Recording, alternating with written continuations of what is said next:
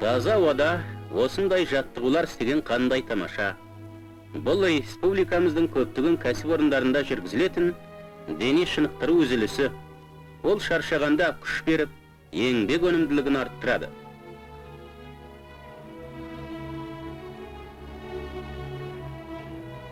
Тек біздің республикада ғана 6-5 жылдықта жаңа санаториялар, әйелдер босанатын үйлер, ауруханалар құрылыстарын салу үшін 300 миллион сом бөлінген.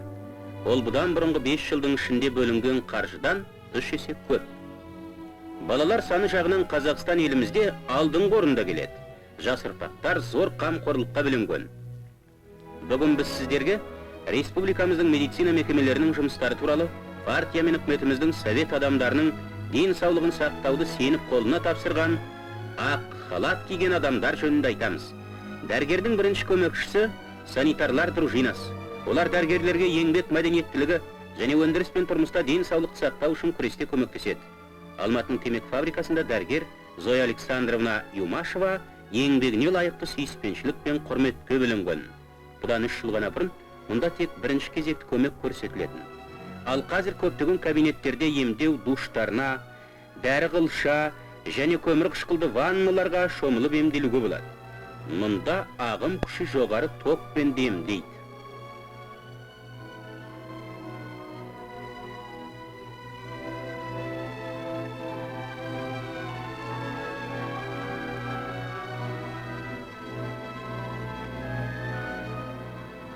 Леонид Соломонович Ярославский өзіне ең мазасыз мамандықты таңдап алды.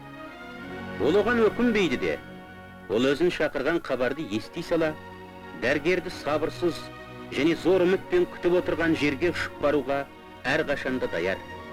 Қостанай облысының ең алыс пунктіндегі тұрғындар дарынды хирургты жақсы біледі. Ұшқыш пен дәрігер ежелгі достар. Олар талай рет жауын шашынды, қарлы боранды күндерде, шыжыған ыстық пен қарлы аяздарға қарамастан дәрігерлік жәрдем беру үшін бір күшті.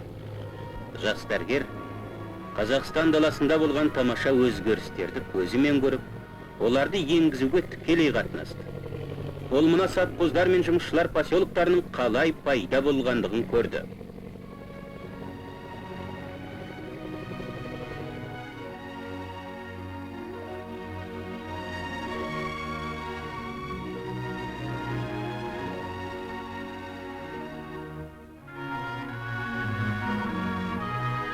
Осы мазасыз мамандықтың барлық қиыншылығы мен ауыртпашылығы адам өмірін сақтап қалу міндетін адал орындағандықпен өтеледі.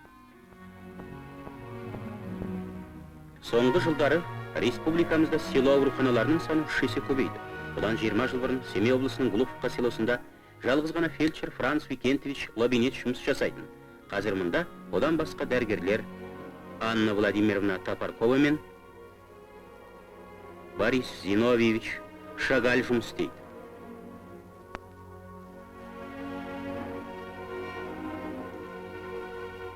Шақырған хабарды ести сала күндіз демей, түн демей, адам өмірін сақтап қалуға асығатын жедел жәрдем дәрігерлеріне өмірін сақтаған үшін қаншама адамдар борышты.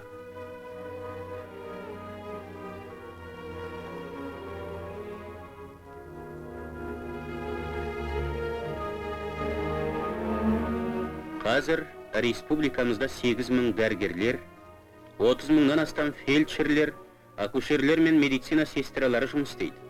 Бірақ бұл әлі де жеткіліксіз. Жаңа кадрлар даярлануда. 3 медицина институтында және 24 училищеларда 15.000 студенттер оқиды.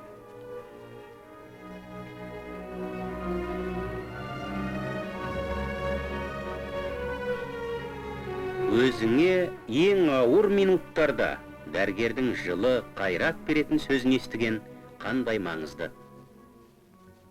Совет хирургтары медицина тарихын даңқты табыстарымен байытты. Алматының хирургтері бас сүйекке, миға, жүрекке, өкпеге жасалатын қиын операциялар жасайды. Емдік гимнастика кабинеті. Сынған аяқ ерікке көнбейді. Қолдың қимылдан нашар. Бірақ шыдамдылық пен табандылық керек.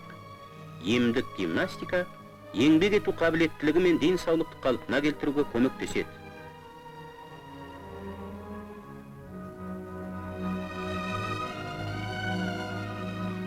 бейбітшілік атымы совет дәргерлеріне көмекке келді.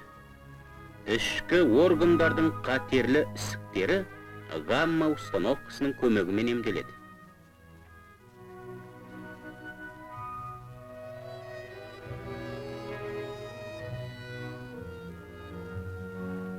Дәргер Евгения Ивановна Бурмистрова емдеу процедурасын бақылап отыр. Как вы себя чувствуете? Чувствую себя хорошо. Вас ничего не беспокоит? Нет.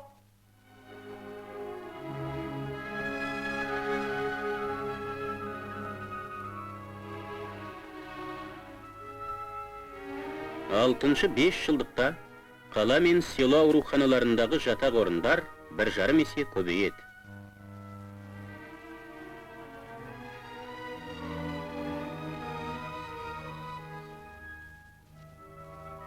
Профессор Сызгановтың клиникасы.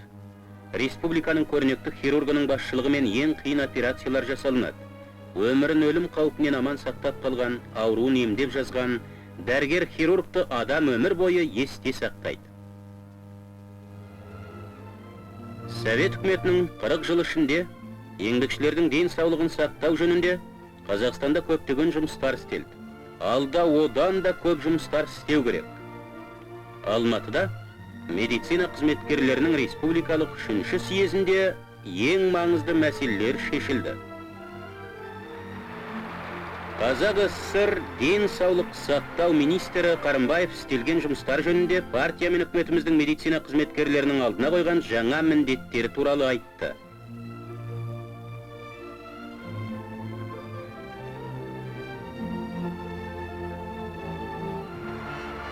Тың жерлерде құрылған ауруханалардың мұқтаждары туралы дәргер Щербина сөз сөйледі.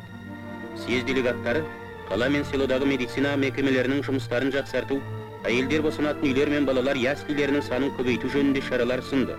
Олар Қазақ СССР денсаулық сақтау министрлігінің жұмысындағы кемшіліктерді қатаң сынап, село ауруханаларына жеткілікті түрде жәрдем көрсетпейтіндігін атап көрсетті. Съезде Қазақстан Коммунистік партиясы орталық комитетінің секретары Жан Дилдин және Қазақ СССР ғылым академиясының вице-президенті Полосухин сөз сөйледі.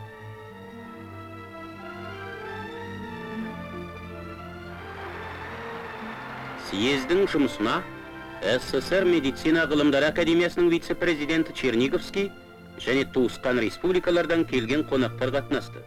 Олар Қазақстан еңбекшілерін қазақстандық миллиард тұтастық үшін күресте қолы жеткен жоғары награда Ленин орденімен құттықтады. Өздерінің жұмыс тәжірибелерін ортаға салды. Съезде СССР денсаулық сақтау министрі Коврыгина сөз сөйледі. Замечательный лозунг. Здоровье трудящихся – дело самих трудящихся. Дорогие друзья, я хочу вас здесь заверить, что Министерство здравоохранения Советского Союза примет все от него... Еңбектегі денсаулық сақтау еңбекшілердің өз ісі деген тамаша ұран бар деді.